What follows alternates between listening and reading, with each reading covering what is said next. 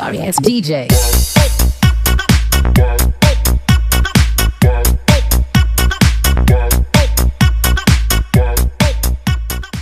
Good day guys and welcome back to my channel. I am V. Sir Gallardo, third year computer engineering student at Cavite State University main campus. In today's video, I will make a video on how to use and download Mendeley software. But before that, I would like to thank Dr. Edwin Arboleda for inspiring me to make this video. If you want to watch his video about Mendeley and research, I will give the link in the description below. And also, don't forget to like, subscribe, and click the notification bell para po lagi kayong updated sa gagawin kong video.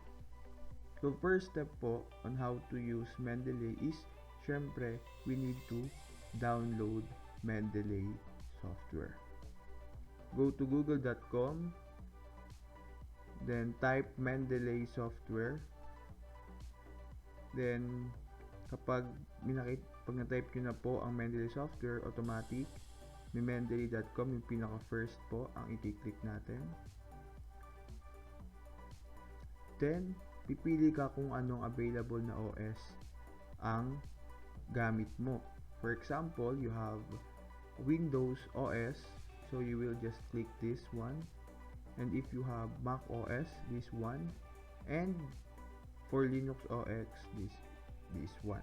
Then since we have Windows OS, we will just click this one.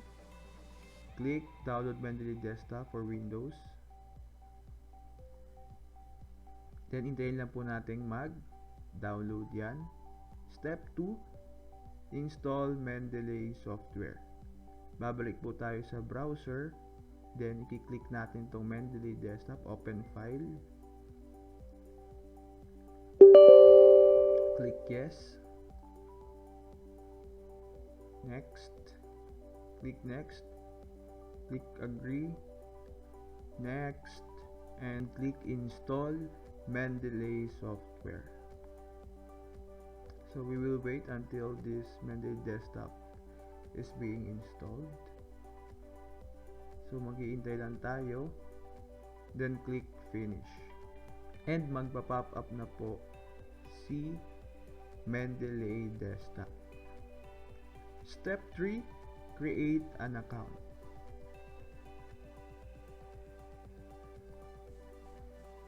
And click register. Just click register.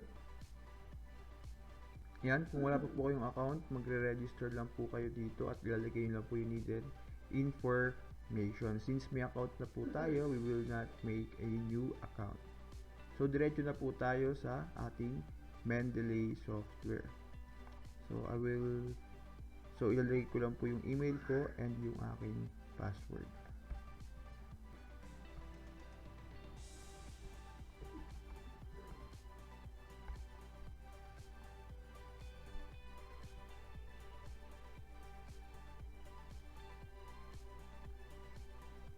Yan, nakapasok na po tayo sa Mendeley desktop. So next step po na gagawin natin is to add manually in MS Word as a plugin. I-add po natin si Mendeley as plugin po ni MS Word. So ang gagawin po natin is balik po tayo kay Mendeley desktop, then click tools, install MS Word plugin. Then installed na po si Mendeley kay MS Word. So to check, bubuksan po natin si MS Word.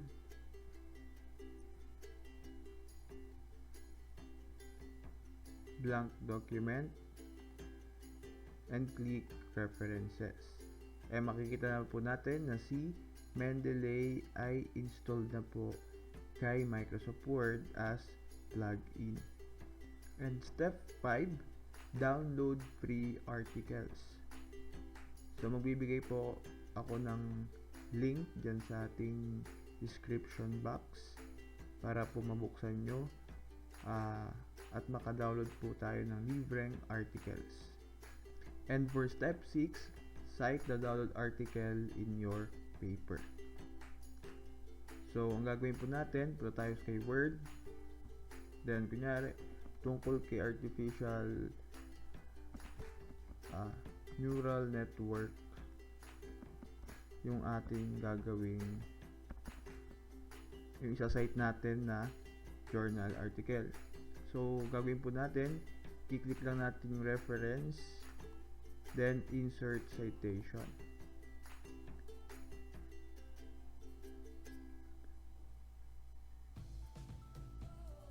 Pag na-click natin yan, go to Mendeley. Then, pag kunyari wala ka pa ditong PDF file, i-click lang natin itong add button and hanapin na natin yung gusto nating i-insert na PDF file or journal article dito kay Mendeley. So, for example, ito napili natin na journal article. Pag napili na natin to, i-click lang natin yung site. And pag na-click natin yung site, it will automatically cite the journal article. Yan. Naka-style na yan na IEEE format. Pero kung gusto niyo ng ibang format, marami ditong style na pwede nating pamilian. Step 7, make a reference list or bibliography. Para magawa yan, balik tayo kay document. Kiklik natin ulit si reference and ang gagawin naman natin ay insert natin si bibliography.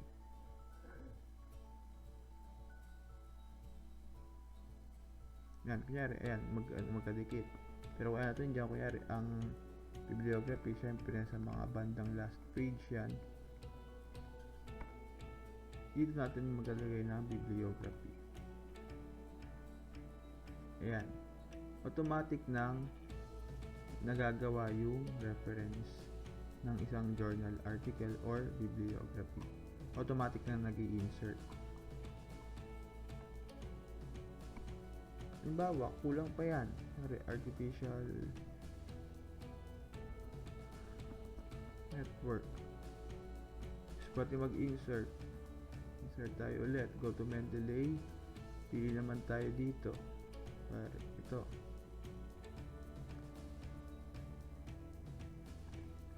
Yan. Sa site na click site. And automatic na yung mag-i-insert ng reference or bibliography.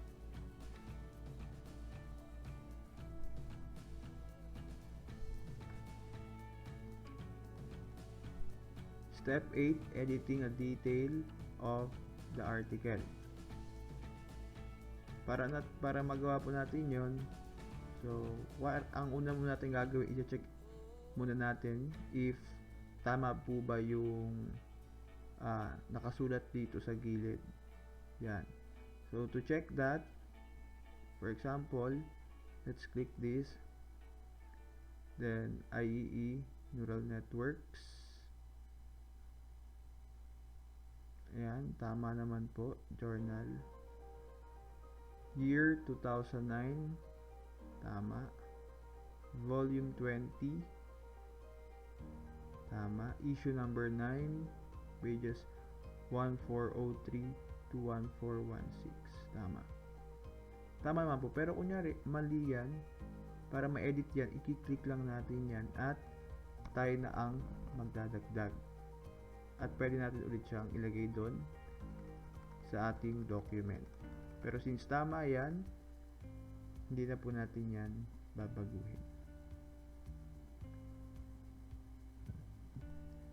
So yun na po yung last part on how to use and download Mendeley. So what is the advantages of using Mendeley software? So first, you don't have to type the reference manually.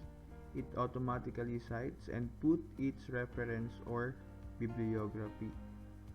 So kapag po tayo nakapag-install ng Mendeley software, Hindi na po yung tulad ng dati na itatype pa natin manually yung ating pong reference at bibliography.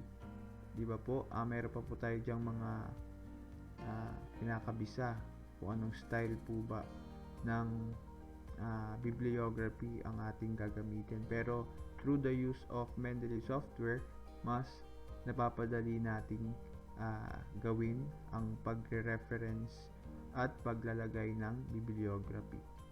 So number 2, bibliography is automatically generated. Yan, kapag nga gumamit tayo ng Mendeley software, kapag sinite natin yan, katulad ng pinakita ko sa inyo dito, na automatic na nag-a-appear na yung bibliography niya sa baba. So mag-isa pa tayo, mag-example pa tayo ng isa.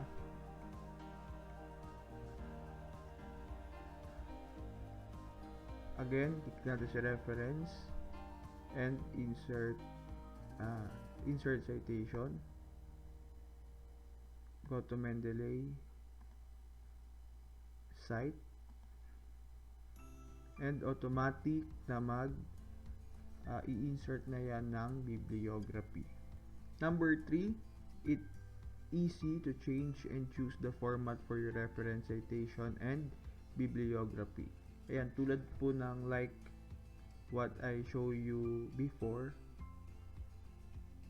Ito yon na pwede tayong mamili kung anong style ang gagamitin natin.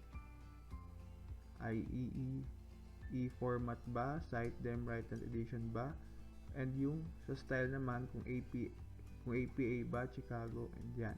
Kung ano yung gagamitin natin, madali na nating magagamit at mapapalitan yun. So, yun lang po yung video ko on how to use and download Mendeley software. Hope you gain something and learn something about this video.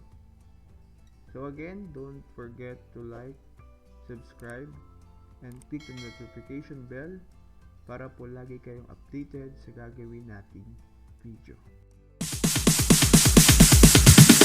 Sorry, it's DJ.